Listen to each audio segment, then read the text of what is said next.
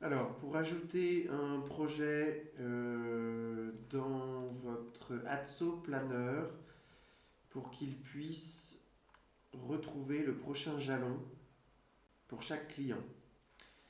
Voilà ce qu'il va falloir faire. Donc déjà, dans votre bordereau, vous avez paramétré, je vais à l'accueil, on va dans mon chantier, pilotage de projet, délai cumulé, et ici, vous avez paramétré les différents jalons de la mission qui vous est confiée.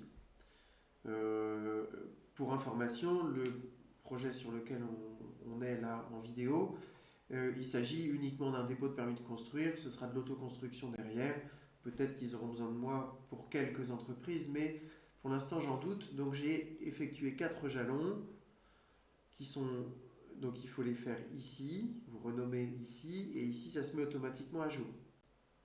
Tout ça se met automatiquement à jour. Vous, ce que vous pouvez remplir, c'est le nombre de semaines entre chaque jalon. Voilà. Et puis ici, vous allez mettre le nom du client exactement comme il est répertorié dans Atso Planner. D'accord. Donc là, c'est Perret. Donc vous écrivez le nom du client et tout ça, ça se remplit tout seul. Ça se remplit parce qu'au fur et à mesure, regardez ce qui se passe. À chaque fois que je coche, il va passer à l'étape suivante et à la date de l'étape suivante. À partir de là, sur ce fichier-là, vous avez fait ce que vous aviez à faire. Et on enregistre. Parce que si vous n'enregistrez pas, on en reparlera tout à l'heure dans Atso Planner, mais Atso Planner va chercher la version enregistrée du fichier. Donc ça, je vais le réduire s'il y a besoin d'y revenir, mais on pourrait le fermer.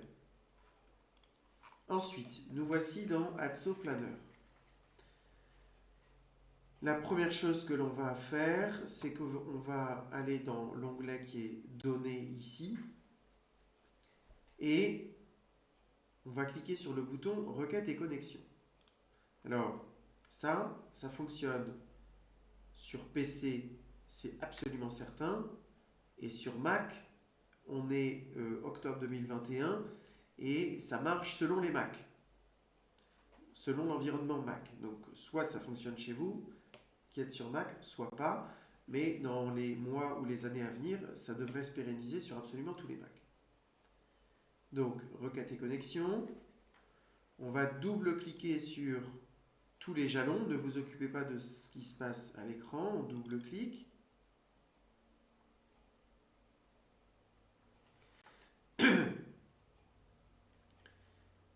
On va faire un clic droit sur le dernier jalon que vous avez créé. Dupliquer.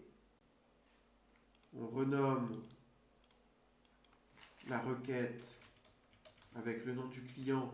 Alors ici, le nom n'a pas d'importance particulière quant à la chose. Vous pouvez l'écrire un peu n'importe comment.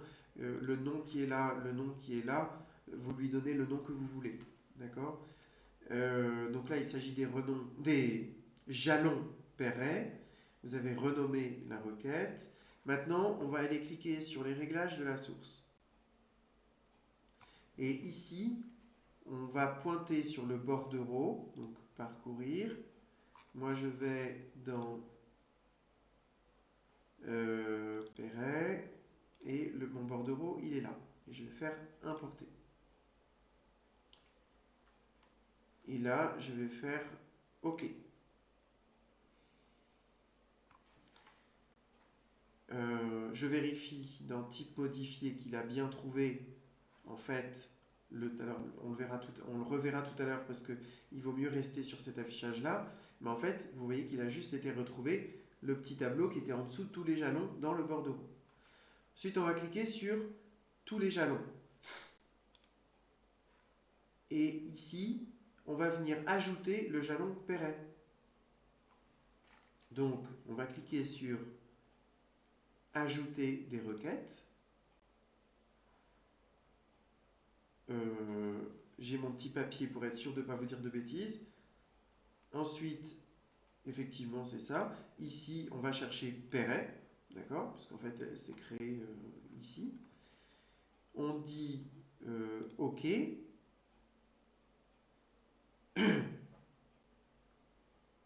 Voilà. Donc il a bien ajouté Perret. Une dernière petite chose à faire avant d'enregistrer ça.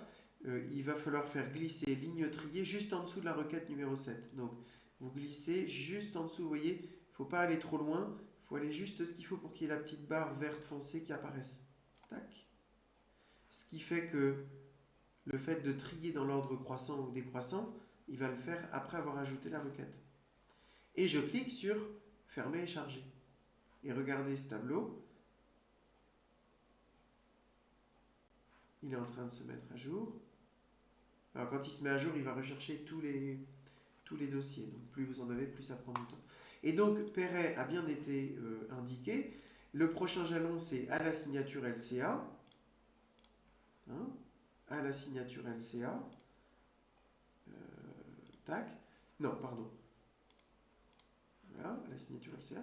Et vous pouvez revenir dans gestion client. Et ici, vous avez bien Perret, ça vous pouvez fermer. Perret à la signature de LCA.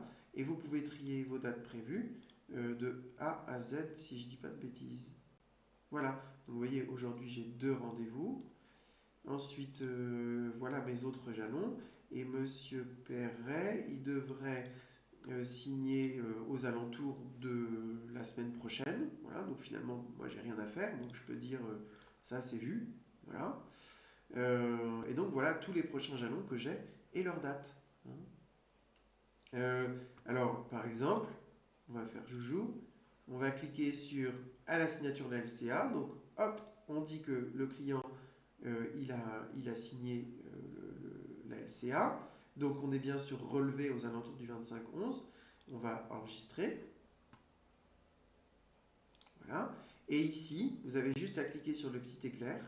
Et là, normalement, c'est magique. Et ça va se déplacer. Perret, il va se déplacer en fonction de la date. Enfin, non, il va falloir que je trie. Voilà, maintenant je trie de A à Z. Et donc, Monsieur Perret, j'ai prévu, maintenant qu'il a signé mon contrat, ce qui n'est pas le cas en vrai, et ben, j'ai prévu un relevé aux alentours du 25 novembre. Donc si j'ai un trou dans mon planning d'ici là et qu'il fait beau, eh ben, super, je vais faire mon relevé, je viens ici, je coche mon relevé, et ainsi de suite, ainsi de suite, ainsi de suite. Bon, là, il se trouve qu'il n'a pas encore signé la lettre de grande architecture, donc on ne va pas vendre la peau de l'ours. On enregistre, donc je vais vous montrer, je ferme, et je mets à jour la chose. Voilà, on a tout vu, hein. Vous pouvez couper la vidéo sans problème, vous avez vu exactement tout ce qu'il fallait. Je termine juste avec cet exercice et je trie de A à Z. J'aurais pu d'ailleurs inclure le tri dans la macro, peut-être que ce sera inclus quand vous aurez le nouveau fichier. Atso Planner. Eh bien écoutez, voilà, on a fait le tour. Donc gardez cette vidéo, il y aura un petit logo YouTube au-dessus pour venir paramétrer ça, pour retrouver facilement le paramétrage des prochains jalons. Si vous cliquez sur la molette, hop, vous allez ici. Donc c'est peut-être là que je mettrai la vidéo, on verra. Et ça, c'est moi qui développerai plus tard ce truc-là. Et ben voilà, c'est tout. J'espère que ça vous plaira.